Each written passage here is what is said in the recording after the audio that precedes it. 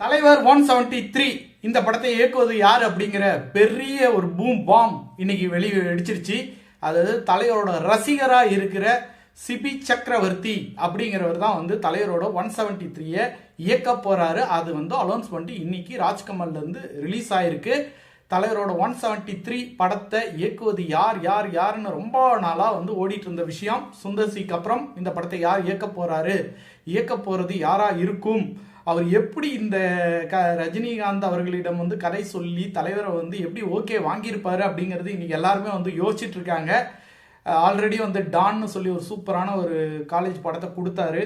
இந்த படத்துல தலைவரை லெக்சரரா ஆக்கி அதன் மூலியமாக கதை நகர்வதாக ஒரு விஷயம் வெளியே வந்திருக்கு.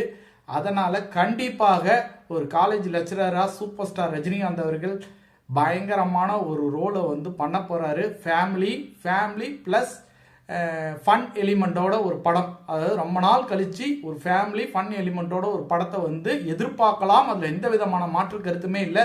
தலைவர் ஒருத்தரை செலக்ட் பண்றாரு அப்படின்னா கண்டிப்பாக தலைவருக்கு ஒரு வைப்ரேஷன் கிரியேட் ஆயிருக்கணும். வைப்ரேஷன் கிரியேட் ஆனாதான் தலைவர் அந்த சிபி சக்கரவர்த்தி மைண்ட்ல வந்திருக்காரு. அவர் சொன்ன கதை தலைவருக்கு பிடிச்சிருக்கு. அந்த கதை கண்டிப்பாக படமாக மாறும்போது மிகப்பெரிய ரசிகர்கள் மத்தியில் மிகப்பெரிய பேர் கிடைக்கும். சிபி சக்கரவர்த்திக்கும் சரி, கமலஹாசனுக்கும் சரி, ரஜினிகாந்துக்கும் சரி, எல்லா விதத்திலையும் லாபம் தரக்கூடிய ஒரு படமாக இந்த 173 இருக்கும். ஆரம்பிக்கலாமா? ஆரம்பிச்சுட்டாங்க அப்படின்னு தான் சொல்லணும். படத்துக்கு அனிருத் இசையமைக்கிறாரு, ராஜ்கமல் தயாரிக்கிறாங்க.